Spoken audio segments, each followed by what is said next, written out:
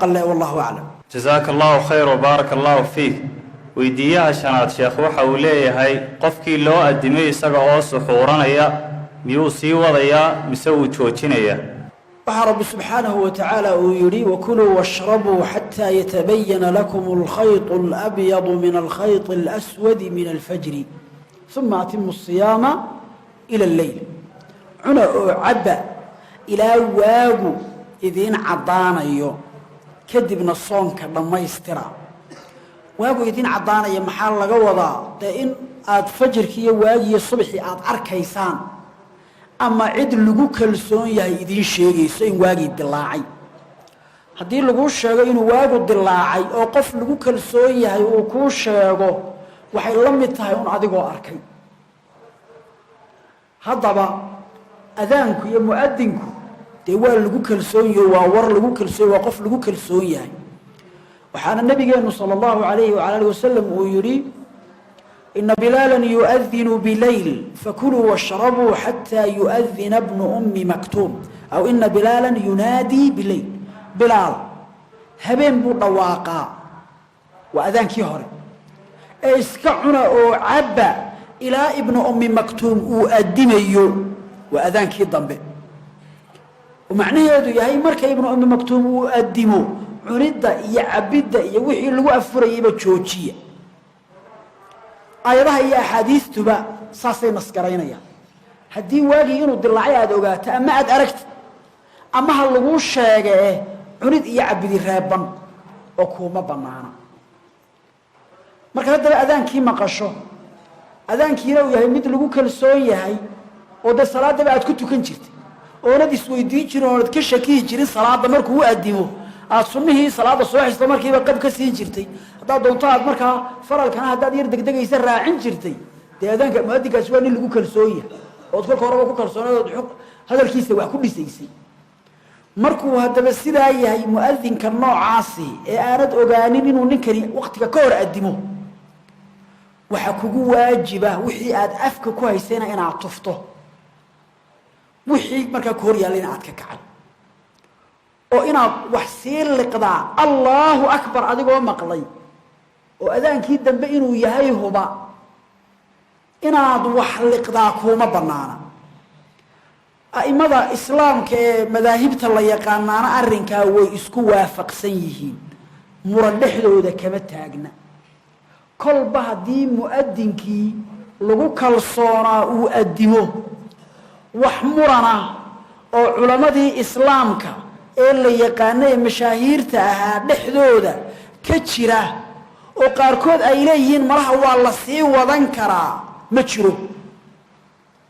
لكن حديث باكرة أبو هريرة رضي الله تعالى عنه لقوريي سنن أبي داود غير كينا كجرا وأرنا يا أبو هريرة النبي عليه الصلاة والسلام وحيري إذا سمع أحدكم النداء إذا سمع أحدكم النداء والإناء على يده فلا يضعه حتى يقضي حاجته منه ومعنيه سياي هدو مدكين دوق مقله يضع والكينا وقعنت وقتشروه يعني اسكدقين إلى ودنتي سكبا ما يسانيو وانت حديثك برك الله في الصومالية يجيبكيس حديثك رما يستيرنا وانت markuu midkiin dhawaqa maqlo iyadoo weelkiina uu gacanta ku hayo yaanu iska dhigin ilaa uu xaajadiisa ka dhameysanayo miyad maqlaysaa salaad subax oo ku jirta xadiiska iyo adaan subax toona kuma jirto xadiiska waa lafdigiisa midkiin markuu dhawaqa maqlo dhawaqaas xataa ku yahay kuma jiro markuu dhawaqa maqlo iyadoo uu weelkii gacanta ku haysto yaanu dhigin ilaa uu xaajadiisa ka dhamaysanay salaad alla salaad ay tahay lama sheegin adaanku adaan alla adaan uu yahay lama sheegin saas weeyaan hadaba culimadii islaamku waxay sameynayaan xadiiskan waxay ku fasirayaan aayadihii cadaa iyo axaadiistii caday waxay leeyihiin horta xadiisku ma asaxayba hadalka jooga imaamkii la oran jiray Abu Hatim ومن أئمة العلل علل كحديث كأئمة آد كأوية قاني كمضعه isagu waabu cileeyo xadiisku ma asixin buu yiri ayma kala ku raacdeena way jiraan sida ibn al-Qattan iyo ibn al-Qayyim iyo rakalaba haddaynu ka soo qaadna inuu asaxay de lafdigiisii way idinka maqlaye markaad adaanka salaada subax maqashaan kuma jirto waa markaad adaanka maqashaan waxa suura gala in loola jeedo waxay saxaabadu iyagoo soo daalay bay habeenkii guryahooda iman jireen waa kii nabigu ku lahaa haddii salaadii maghrib la aqiimo iyadoo cuntadii laydiin soo dhigay ha ka tagin ee cuna inuu xadiiskani qofkaaba la hadlayo cuntadii loo soo dhigay deetana adaanka maqlay ee deetana is yiri bal waxa weeye cuntada waad u soo noqotide isagoo gaajaysan iska horta salaada iska soo tuko inuu ka hadlayo waa ihtimaal ruwaadii xadiiska mid kamida oo aan saxaabigi ahayn ragii ka dambeeyay yaa wuxuu ku daray wakaanu yu'adhinuuna idha bazagha al-fajr waxay adibi jireen marka waagu dilaaco markaas waxa weeyaan aymada qaarkood ka fahmeen in salaada subax laga hadlayo laakiin hadda intaas xadiiska kamid ma aha waa ruwaadii aan nabiga la kulmin mid kamid ah warkiisii weey inuu malihiisii uu yahay baaba laga yaabaa buu Bayhaqi leeyahay waa arinta koobaad waa arinta labaad haddaynu kaba soo qaadno in xadiisku uu salaada subax ka hadlayo qofka la hadlayaana qofkii soomayay uu yahay de adaanku sheegaya ma adaankii horaa mise waa kii dambe kuma cadda aimadii islaamkuna waxay ku inuu soonka xadiiskani sheegaya u fahmay waxay yiraahdeen xadiiskan waxa lagu fasirayaa adinkii hore haddaynan sidaa yeelin ahadiis kalaaba kugu soo baxsan oo ka sii daran xadiis Xudayfa ibn al-Yaman laga warinayo oo sanadkiisuna iska fiican yahay raga qaarkood xasan ay ku sheegeen baa waxa uu leeyahay nabiga la suxuurtay markaas la yiri sida waqti maad la suxuuratay markaas uu yiri haddaan leeb tuuro halku ku dhacayo waan arkay markaan suxuuranayn haddaan leeb tuuro halku ku dhacayo waan arkayba maalin bay ahayd cadeedii u baan soo bixin buu yiri huwa nahaaru illa anna shamsa lam tatlu maalin baabay iska ahayde laakiin waxaan soo bixin cadeedii xadiiska maxaynu ka yeelaa marka intaynu salaada subax tukano ma suxuurana oo ma ku noqona